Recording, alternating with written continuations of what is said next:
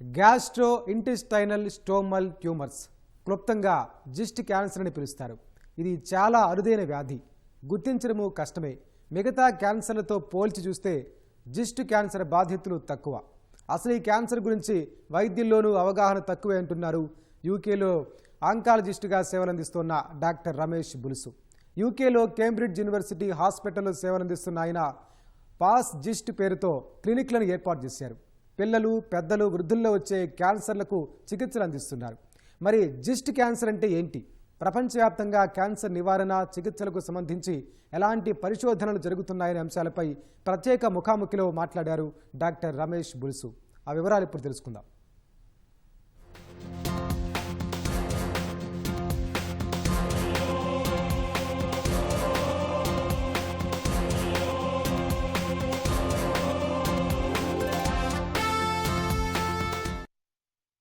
ఉస్మానియాలో వైద్య విద్యను అభ్యసించి యూకేలో ప్రముఖ ఆంకాలజిస్ట్గా కొనసాగడం మాత్రమే కాదు, యూకేలో జిస్ట్ క్లినికల్ ప్రాక్టీసెస్ సంబంధించిన గైడ్ లైన్స్ని రూపొందించడంలో కీలక పాత్ర పోషించారు.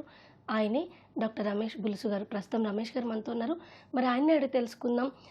యూకేలో ఆయన ఏర్పాటు చేసినటువంటి పాస్ జిస్ట్ క్లినిక్ అసలు ఏంటి, అది ఎందుకు పనిచేస్తుంది, ఆంకాలజీలో ఇటీవల వస్తున్నటువంటి వైద్య సేవలేంటి, ఆధునిక పరిశోధనల గురించి ఆయన మాట్లాడి తెలుసుకుందాం. నమస్తే సార్. నమస్కారం అండి. సో వెరీ ఫస్ట్, మన తెలుగు వాళ్ళు యూకేలో ఇంత మంచి స్థానంలో ఉండడం, అందులో ఆంకాలజీ అనేది చాలా స్పెషల్ అని చెప్పొచ్చు, చాలా కీలకమైనది కూడా. అక్కడ ఒక ఆంకాలజిస్ట్గా మీ ప్రయాణం ఎలా ప్రారంభమైంది? నేను ఇక్కడ గాంధీ మెడికల్ కాలేజ్లో ఎంబీబీఎస్ చేశాను. దాని తర్వాత ఎండి ఉస్మానియా మెడికల్ కాలేజ్ చేసి, ఉస్మానియాలో ఉన్నప్పుడు ఆంకాలజీ పేషెంట్స్ని, క్యాన్సర్ పేషెంట్ చూసాం, కానీ ట్రీట్మెంట్ ఎక్కువ ఉండేది కాదు. అది ఆ క్యాన్సర్ అనేది ఛాలెంజ్గా తీసుకుని యూకేకి హైయర్ ట్రైనింగ్కి వెళ్ళాను అనమాట. దాంట్లో అట్లా యూకేకి వెళ్ళడం వచ్చింది. 1987లో వెళ్ళాను. అది అప్పుడంతా ఏంటంటే మనకు అక్కడ ఇక్కడ ఎక్కువ లేదు అప్పుడు ఆంకాలజీ క్యాన్సర్ ట్రీట్మెంట్స్ హైదరాబాద్లో, ఆంధ్రప్రదేశ్, తెలంగాణలో. కానీ యూకేలోను యూఎస్లో మంచి అడ్వాన్స్ ట్రీట్మెంట్స్ ఉన్నాయి, ఎడ్యుకేషన్ బాగుంటుందని చెప్పేసి అక్కడ వెళ్ళామాట. సార్, అయితే మీరు యూకేలో జిస్ట్ క్లినికల్ ప్రాక్టీస్ గైడ్లైన్స్ని ప్రిపేర్ చేయడంలో కీలక పాత్ర పోషించారు, కో-ఆథర్గా ఉన్నారు. అసలు ఏంటి ఈ జిస్ట్ అంటే ఏంటి? జిస్ట్ అనేది చాలా రేర్ క్యాన్సర్. అది మన డైజెస్టివ్ సిస్టంలో వస్తుంది. అదేంటంటే మన కామన్ క్యాన్సర్స్ ఏంటి జాలంగా చూసుకుంటే lung cancer, colorectal cancer, breast cancer, prostate cancer. ఇది 4 మేజర్ క్యాన్సర్స్ అన్నమాట. ఈ జిస్ట్ అనేది చాలా రేర్ క్యాన్సర్. జిస్ట్ ఎందుకు వస్తుంది అనేది పెద్ద క్వశ్చన్. మాకు అది ఇంతవరకు తెలియదు, ఎందుకు వస్తుందని తెలియదు. అది జనరల్గా ఏంటంటే జిస్ట్ 60 years, 65, 70 years ఆ ఏజ్ గ్రూప్లో వస్తుంది. మోస్ట్ కామన్ ఏంటంటే స్టమక్లో వస్తుంది. అది స్టమక్ తర్వాత స్మాల్ బౌల్, అది చిన్న ప్రేవుల తర్వాత మిగతావన్నీ రేర్ మాట. ఈ 2 మేజర్ అవి. అది మోస్ట్ కామన్ మాట అది. సరే, అయితే పాస్ జిస్ట్ అని చెప్పి మీరు ఒక క్లినిక్ ఏర్పాటు చేశారు. ఇది ప్రపంచంలోనే 2వ క్లినిక్. ఇక్కడ అసలు ఏం చేస్తారు ఈ పాస్ జిస్ట్ అంటే? జిస్ట్ అంటే మీరు ఇప్పుడు చెప్పారు గ్యాస్ట్రో ఇంటెస్టైన్కి సంబంధించినటువంటి క్యాన్సర్స్ రిలేటెడ్. ఈ పాస్ జిస్ట్ అని ప్రత్యేకంగా ఎందుకు ఏర్పాటు చేశారు, ఇక్కడ ఏం చేస్తారు? పాస్ జిస్ట్ అనేది PAWS. ఆ PAWS అంటే పి అంటే పీడియాట్రిక్ అంటే పిల్లలు, ఏ అంటే అడోలసెంట్ అంటే యంగర్ ఏజ్ గ్రూప్ మాట. ఇది వైల్డ్ టైప్ సిండ్రోమిక్ అనేది టైప్స్ ఆఫ్ జిస్ట్ మాట. ఇది మేమంటా ఉంటాయి ఈ జిస్ట్ వరల్డ్లో అల్ట్రా రేర్ జిస్ట్ ఉంటాం. అంటే ఏంటి, ఉన్న 4 కోట్ల పాపులేషన్లో మహా అయితే 20 మంది ఉంటారు సంవత్సరానికి ఈ పాస్ జిస్ట్ పేషెంట్స్. అది ఎందుకు డిఫరెంట్ అంటే ఇది యంగర్ ఏజ్ గ్రూప్లో ఉంటుంది, చాలా 15, 20, 25, 30 ఏజ్ గ్రూప్లో ఉంటుంది. దాని తర్వాత ఏంటంటే ఈ అడల్ట్ పేషెంట్స్కి ఇచ్చే ట్రీట్మెంట్ ఇక్కడ పనిచేయవు. అది మేమేం చేసామంటే 2010లో ఈ పేషెంట్లు ఫ్యామిలీస్ అడిగారన్నమాట, ఏంటి ఈ రేర్ టైప్ ఆఫ్ జిస్ట్కి ఏం చేయాలి, ఎట్లన్నా క్లినిక్ పెడితే బాగుంటుందా అని చెప్పేసి. నేను అమెరికాకి వెళ్ళాను. అమెరికాలో నేషనల్ ఇన్స్టిట్యూట్ ఆఫ్ హెల్త్ అని ఒకటి ఉంది బెథెస్డాలో. వాళ్ళకి అప్పుడే ఒక క్లినిక్ ఉందన్నమాట.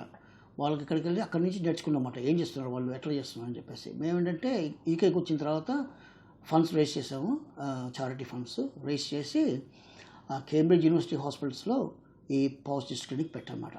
అదేంటంటే దాని స్పెషాలిటీ ఏంటంటే పేషెంట్ అందరూ మేము చూసుకుంటాము. వాళ్ళు యూకేలో పాపులేషన్ అంతా 6.5 కోట్లు. అందరూ ఒక క్లినిక్ వస్తారన్నమాట. ఇది రేర్ క్యాన్సర్ కాబట్టి ఆ స్పెషలిస్ట్ క్లినిక్ వస్తారు. ఆ స్పెషలిస్ట్లో ఏంటి సర్జన్స్, ఆంకాలజిస్టు, ఎండోక్రాలజిస్టు, దాని తర్వాత పెథాలజీ, రేడియాలజీ అందరూ ఉంటారు. అందరూ ఉండి ఒక మంచి మల్టీ డిసిప్లినరీ అడ్వైస్ ఇస్తారన్నమాట పేషెంట్స్కి. దాని తర్వాత రిసెర్చ్ కూడా, ఆ రిసెర్చ్లో పేషెంట్ శాంపుల్స్ తీసుకోవడము, టిష్యూ శాంపుల్స్ తీసుకోవడము, బ్లడ్ శాంపుల్స్ తీసుకోవడము, దాని కూడా రిసెర్చ్ చేయడం వల్ల అది గోల్ ఏంటి, ఇప్పుడు ట్రీట్మెంట్ లేదు ఆ పాజిటివ్స్కి, ఆ ట్రీట్మెంట్ కనుక్కోవాలి, అది గోల్. సార్ మనం ఏఐ లాంటి ఆధునిక టెక్నాలజీ యుగంలో ఉన్నాం, కానీ ఇప్పటికీ ఇందాక మీరు అన్నట్టు జిస్ట్ క్యాన్సర్స్ని కనుగొనడం చాలా కష్టంగా ఉంటుంది. ఎందుకు దీని ప్రధాన కారణం ఏమై ఉంటుందంటారు? అండ్ ఈ ఏదైతే మన ఇంటెస్టైన్ రిలేటెడ్ క్యాన్సర్స్ ఉన్నాయో వీటిని ముందస్తుగా గుర్తించడానికి ఉన్న అవకాశాలు ఏంటి? జిస్ట్ ఏంటంటే రేరిటీ కాబట్టి డయాగ్నోస్ చేయడం కష్టం. అది సిమ్టమ్స్ ఏంటి, అందరికీ సిమ్టమ్స్ ఉంటాయి, కొంచెం కడుపులో నొప్పి వస్తుంది, లేకపోతే వాంతులు వస్తాయి, అట్లా మిగతా కారణాలు ఉండొచ్చు కదా ఈ జిస్ట్ వల్ల. ఆ జిస్ట్ కాకుండా మిగతా కారణాలు కూడా ఉండొచ్చు. అందుకని ఈ జిస్ట్ డయాగ్నోస్ చేయడం కష్టము. కానీ ఏంటంటే ఒక అవేర్నెస్ ఉండాలి. అవేర్నెస్ ఏంటి, ఆ పేషెంట్లో అవేర్నెస్ ఉండాలి, దాని తర్వాత మన జనాభాలో కూడా.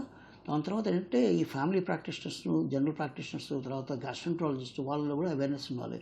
వాళ్ళకి తెలియాలి ఏంటి, ఎట్లా ఉంటుంది, ఆ ఎండోస్కోపీ చేస్తే జిస్ట్ ఎట్లా ఉంటుంది, సిటీ స్కాన్ చేస్తే జిస్ట్ ఎట్లా ఉంటుంది. అప్పుడు వాళ్ళు ఎడ్యుకేషన్ మాట, వాళ్ళకి ట్రైనింగ్ ఇస్తే అప్పుడు డయాగ్నోస్ చేయొచ్చు. సాధారణంగా కడుపు ఉబ్బరం, వాంతులు, విరోచనాలు అనే వాటికి జనరల్గా మనకి ఫుడ్ సరిగ్గా తీసుకోకపోయినా, ఎక్కువ ఫుడ్ తీసుకున్నా, లేదంటే ఇతరత్ర కారణాలతో ఇవి మనకి సాధారణంగా కనిపిస్తూ ఉంటాయి. ఈ కారణంతో చాలామంది హాస్పిటల్కి వెళ్ళడానికి ఇష్టపడరు, ఆన్ ద కౌంటర్ టాబ్లెట్స్ తెచ్చుకొని యూజ్ చేస్తూ ఉంటారు. ఇది ఎంత ప్రమాదకరం అంటారు? అండ్ ఇట్లాంటి సిమ్టమ్స్ ఎంతకాలం పాటు రెగ్యులర్గా కనిపిస్తూ ఉంటే మనం ఒక డాక్టర్ని విజిట్ చేసి క్యాన్సర్ ఏమో అని భయపడాల్సిన అవసరం ఉందంటారు? కరెక్ట్. ఏంటంటే మనకు అందరికీ ఇట్లా ఉంటాయి, అట్లా ఒకసారి వామిట్ వస్తాయి, ఒకసారి కొంచెం విరోచనలు వస్తాయి, కొంచెం కడుపు ఉబ్బుతుంది, ఆ 2 వారాలతో తగ్గిపోతుంది, కొంచెం మెడికేషన్స్ కూడా తగ్గిపోతుంది. ఒక 6 వారాలతో నీకు తగ్గలేదు అంటే మటుకు అది వార్నింగ్ సిమ్టమ్ అన్నమాట. అది తప్పకుండా వెళ్ళి కన్సల్ట్ చేసుకోవాలి. కన్సల్ట్ చేసుకుని ఎండోస్కోపీ మాట, ఎండోస్కోపీ అంటే ఇది వెనకాల నుంచి కానీ లేకపోతే ముందు నుంచి కానీ కెమెరా ఎగ్జామినేషన్ చేయించుకుని, ఐడియల్లీ ఇంకో సిటీ స్కాన్ కూడా, క్యాట్ స్కాన్ కూడా చేయించుకున్న తర్వాత అది బాప్సులు కన్ఫర్మ్ చేస్తే అప్పుడు క్యాన్సర్ ఉంటే అప్పుడు ట్రీట్మెంట్ ఉంది. అది వదిలేసామంటే, అది ఆ సిమ్టమ్స్ గుర్తుపట్టలేదు దాన్ని నిర్లక్ష్యం చేసామంటే అది క్యాన్సర్ అడ్వాన్స్ అవుతుంది. అప్పుడు ట్రీట్మెంట్ చేయడం మచ్ డిఫికల్ట్ అవుతుంది అన్నమాట. సార్ ఇటీవల కాలంలో చాలా ఎక్కువ వినిపిస్తుంది గట్ మైక్రోబియం అనే పదం. అండ్ ఈ గట్ మైక్రోబియాన్ని కాపాడుకోవడానికి రకరకాల ఫుడ్ల గురించి, సూపర్ ఫుడ్ గురించి చాలా వింటున్నాం మనం. ప్రోబయోటిక్స్ అని ఇలా రకరకాలు వినిపిస్తున్నాయి. దీని ఇంపార్టెన్స్ ఏంటి? గట్ మైక్రోబియం అంటే దాంట్లో చాలా ఇంపార్టెన్స్ ఉంది. ఏంటది, అది మన బాడీ ఇమ్యూన్ సిస్టమ్ అంటే ఎట్లా ఫైట్ చేస్తుంది ఈ బ్యాడ్ సెల్స్ని అన్నీ, అది గట్ మైక్రోబియం చాలా ఇంపార్టెంట్ అన్నమాట. దాంట్లో మనం గట్ మైక్రోబియం ఏదైతే ఎన్హాన్స్ చేసుకుంటామో, ఈ సూపర్ ఫుడ్స్ కానీ లేకపోతే బయో యోగర్ట్స్ అంటారు కదా, అవన్నీ కూడా చేసుకోవచ్చు. గట్ మైక్రోబయం అనేది దాంట్లో మనం ఏం తింటామో అది ఒక ఎలిమెంట్ అది. దాని తర్వాత మళ్ళీ ఇంకోటి అంటే ఆల్కహాల్ తగ్గించుకోవడము, స్మోకింగ్ తగ్గించుకోవడము, అది మానేయడం స్మోకింగ్ కంప్లీట్గా. దాని తర్వాత ఏంటంటే మెయిన్ మాకు ఆ వెస్ట్రన్ పాపులేషన్లో కన్సర్న్ ఏంటంటే అల్ట్రా ప్రాసెస్ ఫుడ్స్ మాట. అది పెద్ద కన్సర్న్ మాకు. మేము ఇక్కడ చూస్తున్నాం కూడా, ఇక్కడ కూడా చూసాం మేము, ఇక్కడ చాలామంది ఈ అల్ట్రా ప్రాసెస్డ్ ఫుడ్స్ తింటుంటారు. దానికి ఆ గట్ మైక్రోబియం డ్యామేజ్కి చాలా లింక్ ఉంది. సార్ అయితే 2050 నాటికి క్యాన్సర్ బర్డెన్ చాలా పెరిగే అవకాశం ఉందని వినిపిస్తుంది. ఇందులో ఎంతవరకు వాస్తవం ఉంది? రెండోది, క్యాన్సర్ కేసుల్లో ఒక షిఫ్ట్ కనిపిస్తుంది.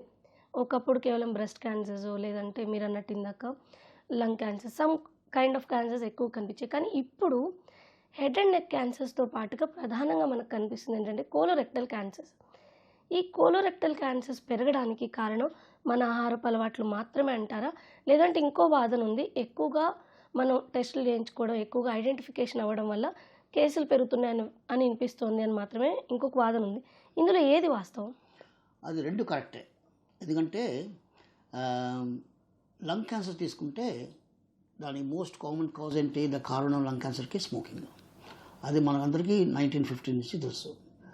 ఇంకోటి ఏం చేస్తున్నామంటే ఇండియాలో, ఎస్పెషల్లీ ఇండియాలో ఏం చేస్తున్నామంటే non smoking related lung cancers ఎక్కువైపోయాయి.